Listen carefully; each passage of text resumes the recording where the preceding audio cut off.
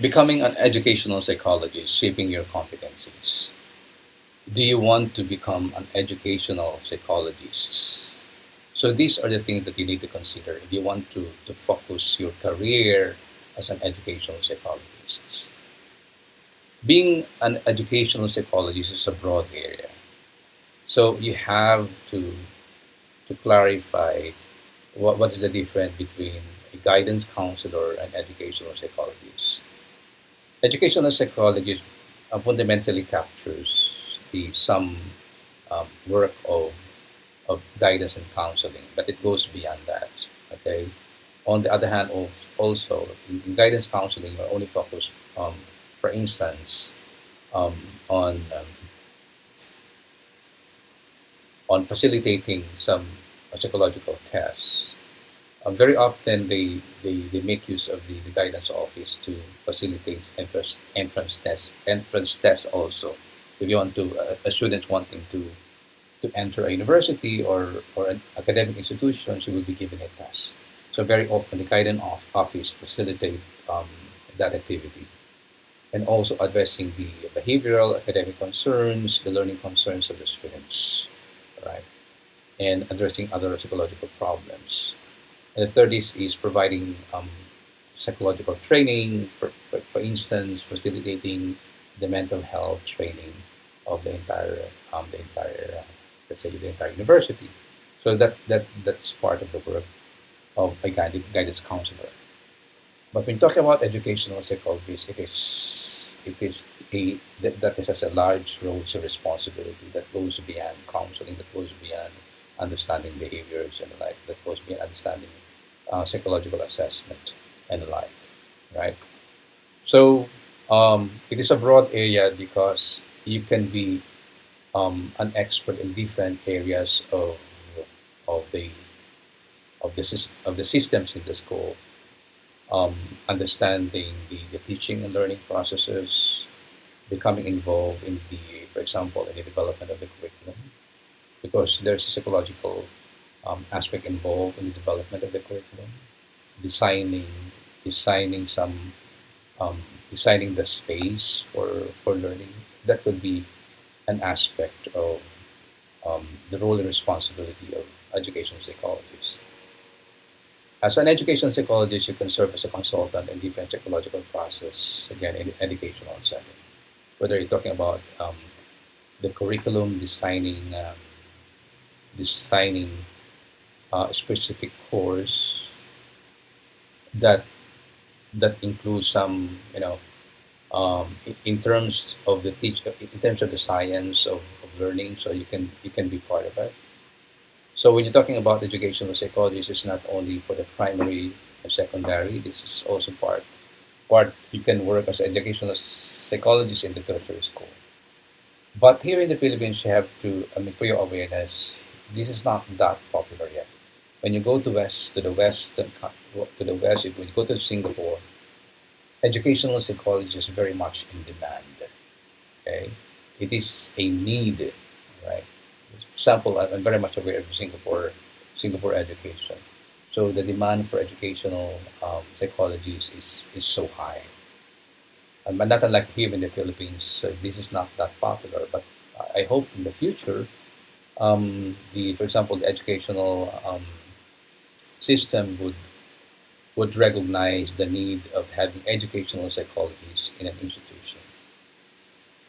And the next one is educational psychologist is a troubleshooter in addressing psychologically related problems, issues in educational setting.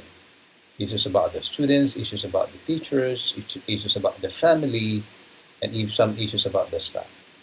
Okay, issues about violence or low academic performance, not only of one single student, but for example, the entire student tree are not performing well academically. So this is something that an educational psychologist can look into. Okay, so so in short, as an education psychologist, you become part of the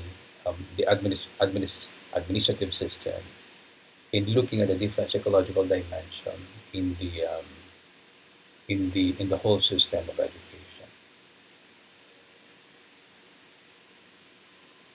So, as an educational psychologist, you needed to understand educational curriculum.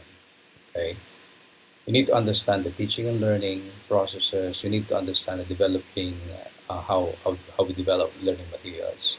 You need to understand educational assessment. All right.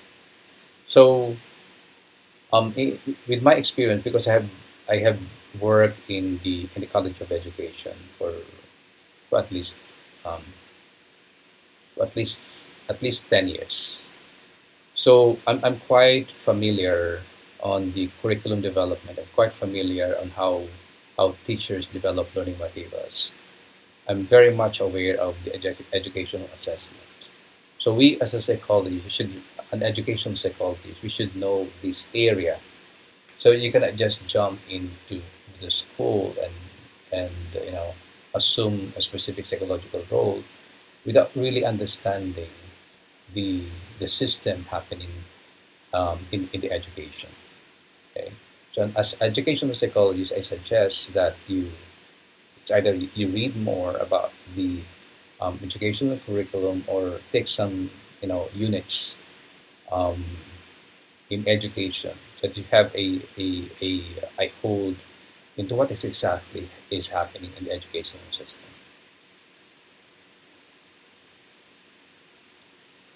So from coming from my own experience, so the expertise that you needed to have in terms of the psychological area are the following. So as an educational psychologist, so that you take a you be able to embrace your role and responsibility as an educational psychologist. So these are the important areas that you need to consider, that you need to be quite good at. Let's say an expert also.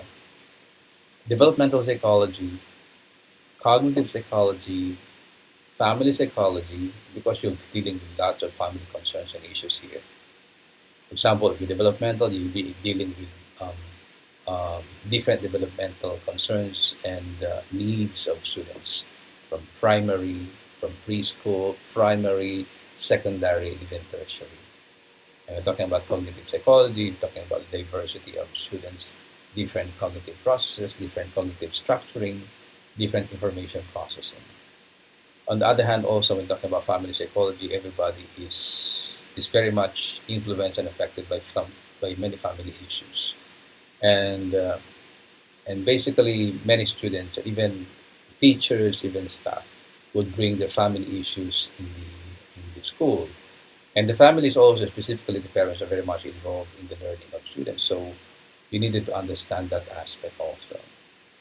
Okay, the dynamics of the family um, in the educational setting. So we need to understand also the science of teaching and learning, okay? Because there's so many things involved, processes involved in teaching and learning. And the next one is counseling. Okay? Counseling specifically in the school setting and the aspect of neuropsychology. So neuropsychology is very often downgraded, very often disregarded in the educational setting. But the brain, the dynamics, the interaction between the brain sensory and memory is fundamental to understanding the science of teaching and learning. So if you have the rudiments or the most basic of neuropsychology, and that is an advantage on your part as an educational psychologist. And of course, we have psychological assessment. Okay? Psychological assessment, not only the working on the psychological aspect, but understanding, but also understanding educational assessment. So there are so many issues happening with educational assessment. So that is something that you need to pay attention to. Special needs.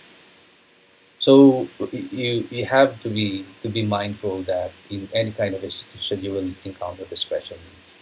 So you need to understand what inclusivity is, becoming inclusive in terms of educational processes.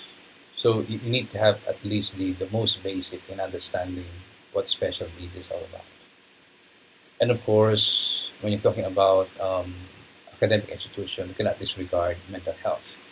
So you need to have an understanding of what mental health is all about, because this is an inevitable part and parcel of the teaching and learning process, the mental health. And last but not the least, you needed to have an understanding of what environmental psychology is all about. In the academic institution, you create classrooms, you manage classrooms, you create space. It is important that as a psychologist, we need to know how to create a psychological space, a positive space that is very soothing, very motivating, very stimulating to the students in terms of the development, in terms of um, academic performance and the like. As an educational psychologist, you're also a leader. So you need to understand what leadership is all about. Because you will be planning, you will be implementing some programs, and you will be evaluating a program with, for example, with a team. So you need to know how to plan, to implement, and evaluate a program. And the second is, since you are a leader, whether you're managing a small group of people or a large group of people, you should know how to manage people, and that is part of leadership. As a leader, you should know how to speak and write, okay? Because you will be communicating with people. You will be, um, and when you communicate, you basically speak and write, okay? So you need to how to present ourselves and to speak clearly and write clearly also. Because there are times that you needed to write a report, you write a program, so we should know how to write. And part of the work of educational psychology, you will be doing some training or some teaching or run a workshop. Okay, so at least you know how to organize a workshop or even facilitate training.